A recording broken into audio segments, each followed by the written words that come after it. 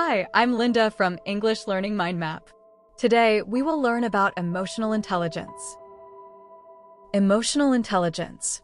To decode signals and navigate complexity through emotional intelligence, we use specific collocations to label our inner world.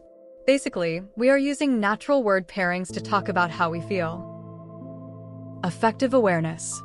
As a core pillar of emotional intelligence, affective awareness allows us to pinpoint feelings and acknowledge state accurately.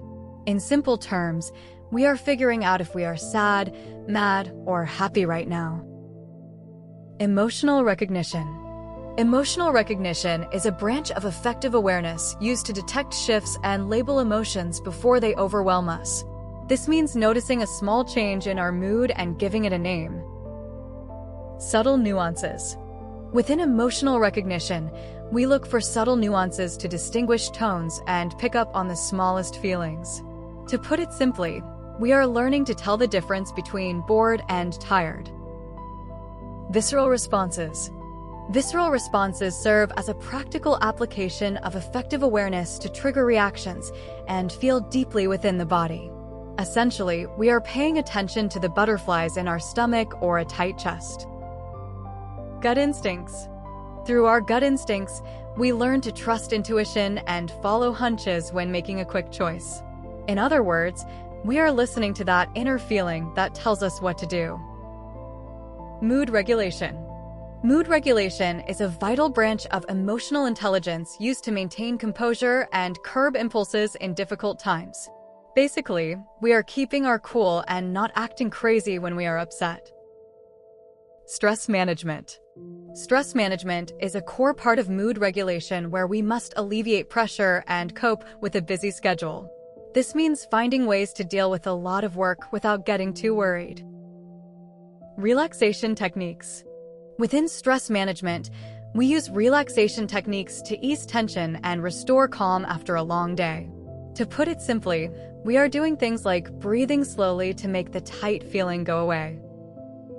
Emotional resilience. Emotional resilience serves as a functional layer of mood regulation to bounce back and weather storms effectively. In short, we are learning how to be happy again quickly after a bad thing happens. Psychological strength. Through psychological strength, we can build grit and remain steadfast during the hardest times of our lives. Effectively, we are making our minds tough so we don't give up when things get really bad. Interpersonal dynamics. Interpersonal dynamics is a critical requirement for emotional intelligence to forge connections and read others well. Effectively, we are looking at people's faces to understand how they are feeling. Empathetic engagement. Empathetic engagement is a strategy within interpersonal dynamics used to show compassion and share pain with a friend. This involves trying to feel exactly what the other person is feeling to help them. Active listening.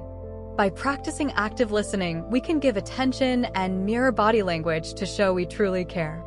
Simply put, we are looking at the person and sitting like them so they know we are really listening. Social harmony.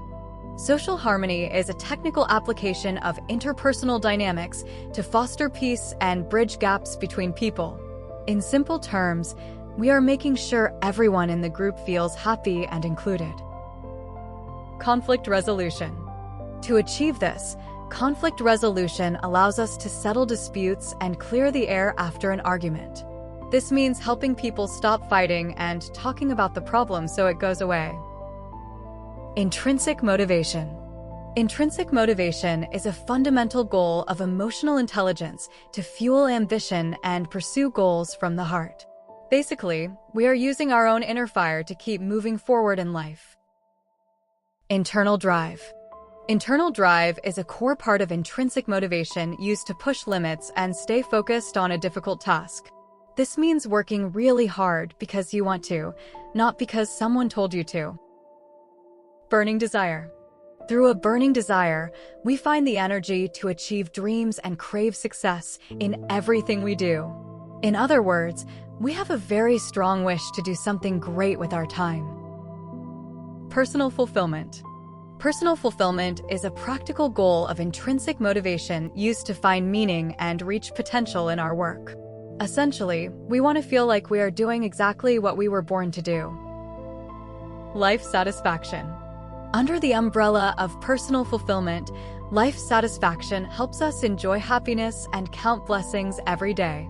To put it simply, we are looking at our lives and feeling very lucky and glad for what we have. Thanks for watching. Please like and subscribe for more English lessons.